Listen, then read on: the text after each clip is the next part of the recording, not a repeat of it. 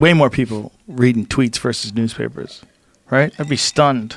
Like if you could get to see that exact engagement in a good article in the New York Times on the front page versus one of Donald Trump's tweets. Like only that nobody, you know, the only two people that motherfuckers are just waiting for their tweets to come out is Donald Trump and Kanye West. Yeah. Those are the two most interested tweet people. Kanye West could just say grapefruit juice and fuck up all of the media the next day. Yeah. What do you think he meant? Do you think he meant he was hungry or he was thirsty? Kanye just tweeted grapefruit juice. One of the most interesting tweeters out there. Yeah. You wait for a Kanye West tweet. Well, he's got a free way of expressing himself. Like he has an unfiltered way of expressing himself, and a lot of people have mixed feelings about it, mixed views. I know the black community is a little stressed out right now. Well, because of his Trump thing, but you know what? I don't know how much of that. There's two things. One, Obama called him a jackass. That could weigh on you. that stung a little bit. Yeah. You know, and then when Obama's gone, Trump takes office. Trump is willing to let him talk. Right. Trump will charm him. And here's the thing, Joe. With that said, like when I do white clubs, black clubs, whatever, I do all type of clubs. But the thing is, you first off, Kanye West has a voice.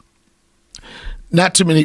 As much as black people want to throw the towel on him, we don't have too many voices that everybody is waiting to hear. Whatever it comes out, he has a voice. I believe that Kanye West is trying to say something. I just don't know what the fuck he's trying to say because I'm not fluent in Yeezy. I barely know Swahili. I can't do Swahili and Yeezy. And I think he's trying to say something, but if there was some type of interpreter, you know, and this would be a dope ass. If Chappelle show was right now, this would be a dope ass skit. Kanye West says something, and then Dave Chappelle is his conscious interpreter. That would be hilarious. He does. Kanye says, and then Dave yells out. You know what I think? And this, I mean, I only talked to him once on the phone, but what I think from studying him and paying attention, because we're supposed to eventually do a podcast one day, is that I think he thinks different. He does. He connects dots different, and that's one of the reasons why he's so prolific with music. But that's the point I'm making, Joe. And that's the point I'm saying about not speaking Yeezy. But some people that think like that, they don't know how to get it out. It's like just speak it. But I've been thinking about You're this Superman. a lot. I love you. You're my dad. You're my superhero. You're my dad. You're like my father. You know how hard that was for the black community to hear him say that part? Fuck, you can sell him a plane all you want. But when you're saying you're like my father, and then black people sitting back like, could you please explain that? So we think, then this was funny to me. Then Kanye said, yeah, you're like a father figure to me. Like when I was younger, I thought he was going to hit me with the horrific, you know, father was in a shootout, a drive-by. And this would fuck me up, bruh. He said, yeah, when I was younger, my parents separated at a young age. First off, you had parents. You already winning, motherfucker. None of my niggas had parents. They had my mother and my father. You know what I'm saying? Not only that, okay, cut my friends might have parents, but he said my parents separated. I mean, they were married. That's 2 wins. You up 2 before you even get to, and they separated, and mom moved down the street. You still got to see your fucking father.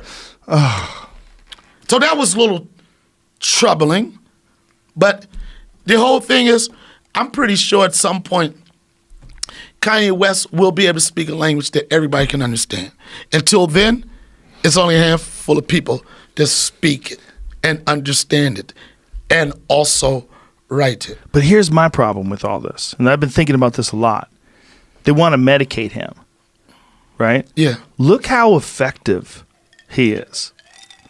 Just stop and think about culturally effective in terms of the music that he makes that people love. Yeah, his influence. A voice. Yeah, he creates clothes. Okay, he's married. His wife creates conversation and dialogue too. He does. His wife makes hundreds of millions of dollars. They're insanely wealthy, insanely successful. If you want to talk about overall success, they're together. They have children. Yes. They're super wealthy. Of course. He produces incredible art that's loved worldwide, and they want to medicate him. Just stop and think about how effective. But they want to medicate. What they want to medicate him to operate at what level, though? Exactly. Right. Think about how effective he is, and yet they want to On medication or off? off.